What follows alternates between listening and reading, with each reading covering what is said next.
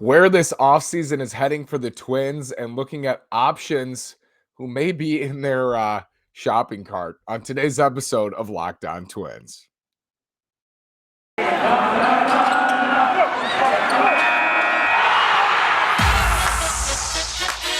You are Locked On Twins, your daily Minnesota Twins podcast, part of the Locked On Podcast Network, your team every day.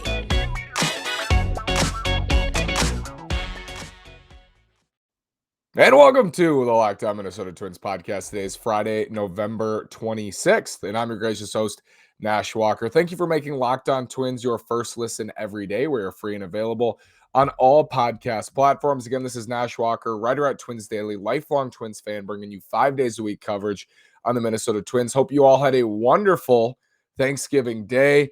I know I did. Ate a lot, slept, felt good. Hope you enjoyed yours. Happy Thanksgiving and happy holidays. Now, as we get into the holiday season and deeper into this offseason. So I broke it down a little bit, I think, earlier this week, but we are heading toward a lockout because of the CBA, collective bargaining agreement, and people are sick of hearing it, but it impacts free agency a ton. And next week, the owners are going to lock out the players, and free agency is going to be halted. Trades are going to be halted. Rosters are going to freeze. So the offseason is basically going to freeze. And we're not going to hear of a lot of signings. We're not going to hear of any signings as long as rosters are frozen because it's not allowed. And I don't even know if negotiating is allowed. I don't think that that's allowed either, but we'll see. And as soon as it unfreezes, there's going to be a flurry. So we're going to be busy at that point.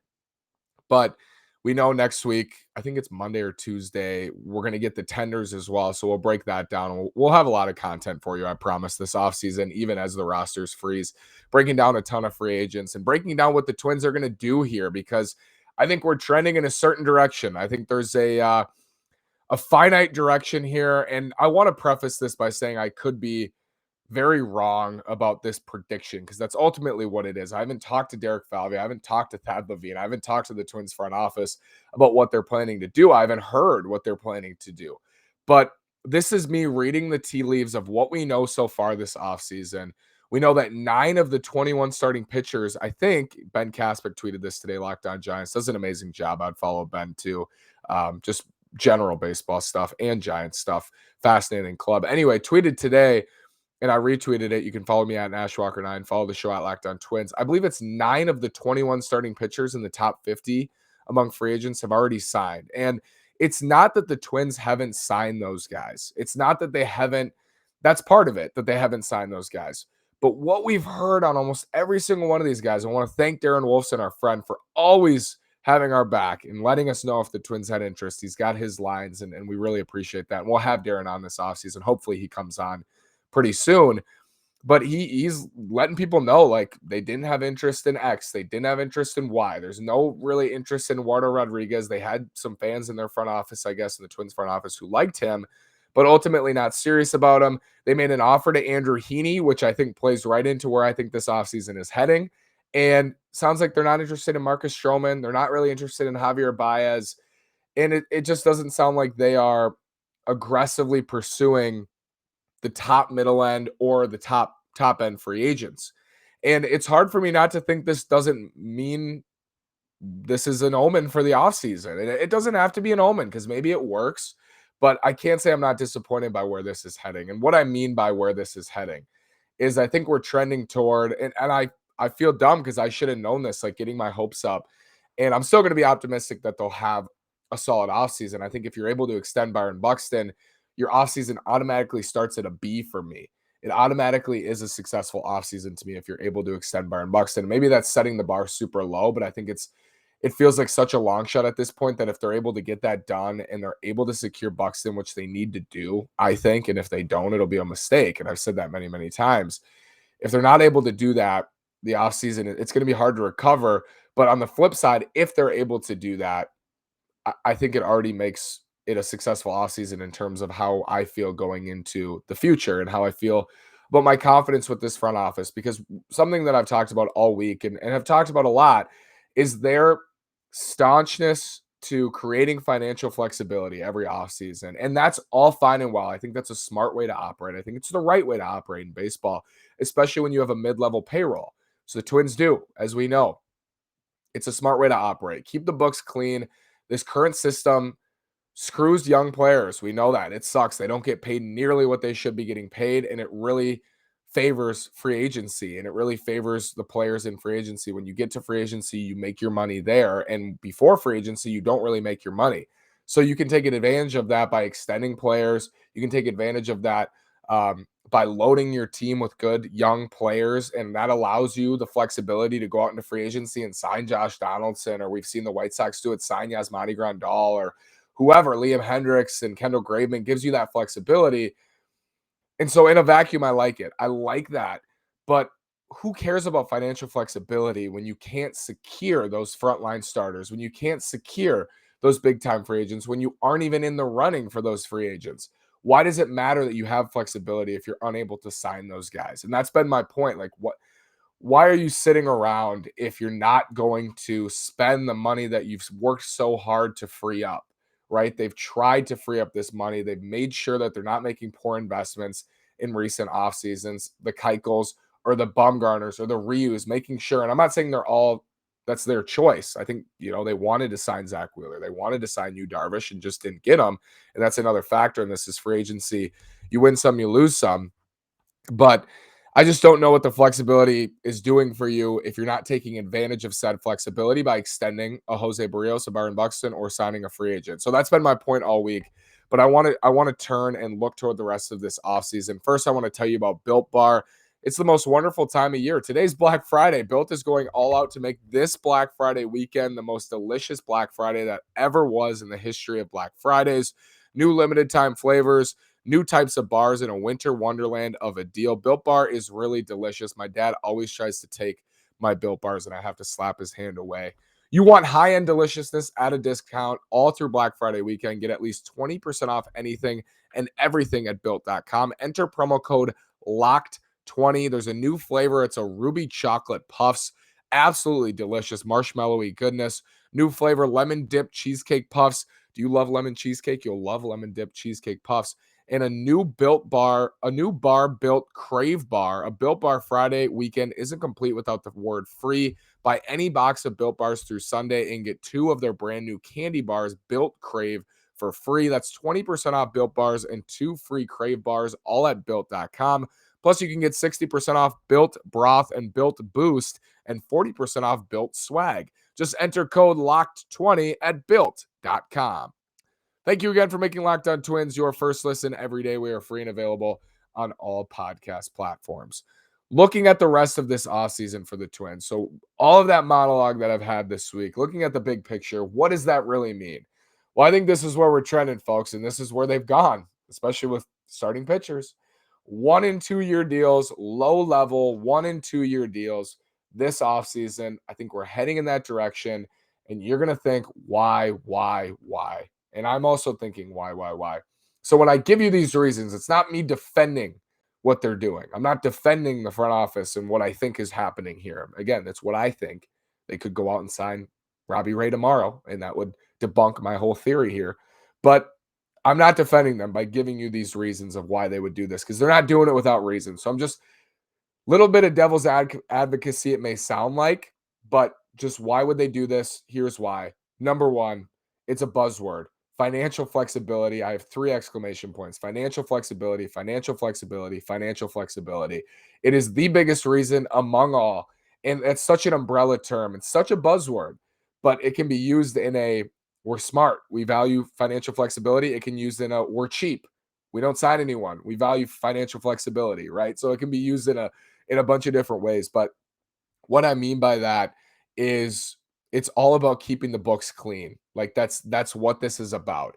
And it's not about keeping the books clean to save money for the Polad family and for ownership. It's keeping the books clean so you make the right investments. And it's keeping the books clean so you have options in free agency.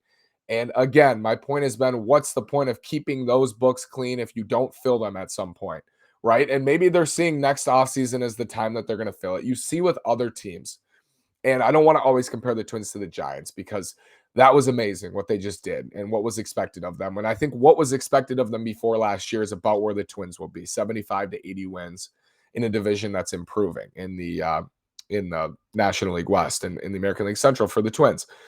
The Giants have freed up so much money, and because they had 1-year deals last year, because they've signed guys to 1-year deals and to low-level deals, it allowed them, after breaking out this year, to have so much money come off the books and to have pieces in place where they can go out and sign Chris Bryant to a long-term deal or re-sign Kevin Gausman, re-sign their stars who helped them get there. They have that flexibility. So that's when it's done right. When you make the right choices in free agency, Anthony DeSclafani, Alex Wood, Kevin Gausman, bringing him in and re-signing him to that qualifying offer as well, extending that after a solid but unspectacular shortened season in 2020. Those are the right decisions, and that's the process. But those are the right decisions.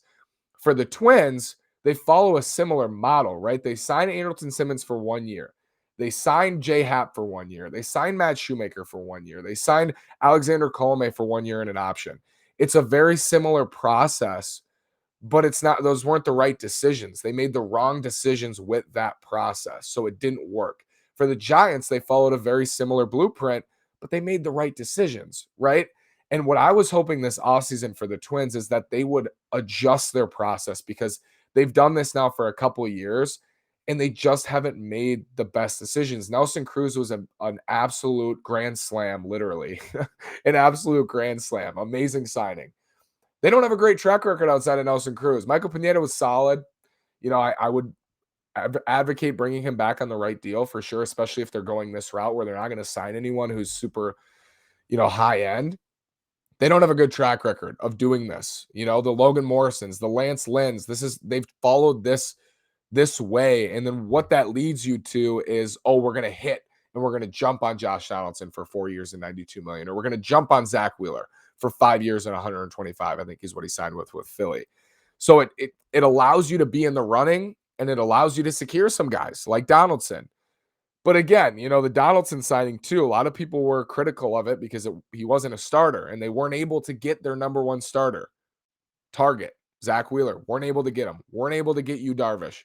So what good does it do you if you can't go get those guys? And for the Twins, it's always going to be difficult to lure free agents A and free agent starting pitchers B. So my hope was, let's adjust this process. And what I mean by that is, let's not prioritize 1-year deals so much, and prioritizing that financial flexibility hasn't worked out well because they haven't made the right decisions under that process. Let's adjust and let's try to make some longer term commitments, take some risks, and get some money on the books if we can secure guys who we like. I think that should have been the process, and it just feels like we're going in a different way. So financial flexibility is number one. That's why I spend so much time talking about it. We'll talk about the rest. I want to tell you about Built Bar. What a time to play. I mean, nothing goes better with football than turkey and betting. BetOnline has you covered all holiday season as well. More props, odds, and lines than ever before. BetOnline remains your number one spot for all the sports action this offseason. Head to our new updated desktop or mobile website to sign up today and receive your 50% welcome bonus with promo code Locked On to receive your bonus. And it's not just football. BetOnline has pro and college hoops, NHL, boxing, UFC, and even your favorite Vegas casino games. Don't wait to take advantage of all the amazing offers available for the 2021 season. BetOnline is the fastest and easiest way to bet on all your favorite sports. BetOnline, we're stuffed with deals this Thanksgiving. So financial flexibility is the number one reason I think the Twins are trending toward low-level 1-year pitchers. Letting their starting pitching prospects emerge is another reason, keeping those spots open in the rotation. I would argue, like, you look at the Dodgers, and the Dodgers, you can't compare to the Dodgers because they have an endless payroll, but they never have a problem with having too many starting pitchers, right? You can always move one to the bullpen. You can always figure something out. You can always trade a starter. There's nothing wrong with having too many starters. So let's keep a spot open for our prospects. Let them take their own spots in the rotation, I think. And like I said, it's the Giants process, finding diamonds in the rough on 1-year deals. And they've had a little bit of success doing that in the bullpen specifically, but we haven't seen it outside of the bullpen. Finding a Jay Happ who works out, or Matt Shoemaker who works out. We just haven't really seen that. But that's the process they're trying to follow, that Giants process, the same thing the Giants did with Wood and DeSclafani and Gausman. the next steps with this. So what does it mean that I think they're trending toward low level deals? I think it means they could swing a trade for a controllable starter, just reading the tea leaves. I think they do. I think they are probably open to swinging that trade for a good controllable starter because they have the prospect depth to do it. I think they're going to sign 1 to 3 projects like we saw the Giants do last year, probably including Michael Pineda. I think they'll sign a stopgap shortstop because I think they'll follow the same path, keeping that slot open for Royce Lewis. Because if Royce Lewis steps in and he's your starting shortstop, think of the financial flexibility you save by not signing or Javier Baez or someone else. And again, maybe they don't want to come. You hope your prospects step up into those roles because if they don't, you're screwed. The team's going to suck not only in 2022, but if the prospects don't step up in 2022, that means 2023, you might have to follow the exact same blueprint. Maybe what they're hoping is Balazovic, Sands, Duran, Lewis, Miranda, Martin, even Wallner, all these guys step up next year and make an impact either at AAA or in the majors to give you some hope. And then you say, okay, we have this young core again, and it's different. And we have a young, controllable core. Now let's go out and get those big fish. I've said this every year, though. I mean, it just hasn't happened. But maybe that's what they're thinking. So who would we be looking at if they were looking for a couple projects? And Cody Perko wrote about Dylan Bundy at twinsdaily.com. I'm going to tell you about Dylan Bundy. He was a first round pick in 2011 by Baltimore, 614 innings for Baltimore, 4.67 ERA, 95 ERA plus, so it was 5% worse than league average. Was traded to the Angels, was terrific in the shortened season. I remember watching Bundy and just thinking what an amazing year he had. And you see, like Gausman gets out of Baltimore and succeeds. Bundy gets out of Baltimore and succeeds. Maybe that's a trend like it kind of is with the Rockies at times. So it wasn't exactly a huge surprise. But then he comes back in 2021 and it was his worst season yet. 6.06 ERA. He gave up 20 home runs in 90 and 2/3 innings, 5.51 fielding independent pitching. And then he shut down with a shoulder strain. So Dylan Bundy's going into this offseason as a free agent with his value so low, has to be looking at a 1-year deal, especially with the injury question. So enter the Minnesota Twins, 1-year deal for a guy coming off injury. Obvious changes. I mean, we see this so much. I see this so much when I'm looking at free agent starters or starters I think the Twins should trade for, or starters currently on the Twins roster. Guys just, I guess, love throwing sinkers that get crushed because Bundy throws a sinker 17% of the time in 2021 and gets destroyed. I mean, just can the thing. Stop throwing it. I think it's easy. You look at Bundy, like we found this out with Montas and Bassett, a little bit with Manaea too, with his changeup. You usually can see one good pitch, and that's what the Twins see too sometimes. They see one good pitch, and that's what the Giants saw with Gausman. Up that splitter usage for Gausman, and he turns a corner, among other things, I'm sure, but that was a big part. You see Bundy's slider. It's obviously his best pitch. It's a high spin slider, but there's a caveat to that. Like you look at his spin and you go, oh God, that's amazing. His spin decreased, I think, 200 RPMs after the foreign substance crackdown. And he also, the whiff rate went way down. So he was getting less swings and misses, less spin on his slider. I think he was definitely impacted. It popped up a little bit. Spin rates had started to come back later in the season, I believe, were the reports. Maybe they found something else to use or found a way to get around it. So maybe it's not a huge concern, but that's a yikes that as soon as they crack down, his slider kind of loses its effectiveness. His fastball velocity was down to 89 miles an hour in August. So you wonder, is he even healthy? And this is a dart throw of all dart throws on Dylan Bundy. But here we go, folks. This is what I mean. You're not going to be excited about these signings, which sucks. We're going to try to find ways to get excited about Dylan Bundy. But man, I mean, that's a way to kick a fan base that's already down, right? Maybe it could work out, but just from a morale and patience standpoint, that's not a super exciting path to take, but they're sticking to their guns. Thanks for listening today. Have a great day. Go Twins. Thank you so much again. Have a great weekend. Thanks for making Locked On Twins your first listen every day. Now make your second listen Locked On Bets, your daily one-stop shop for all your gambling needs. Locked On Bets, hosted by your boy Q with expert analysis and insight from Lee Sterling. It's free and available on all podcast platforms. Thank you again for listening. Follow me on Twitter at NashWalker9. Follow the show at Locked On Twins. Subscribe to the channel on YouTube. Thanks so much. Go Twins. Have a great weekend.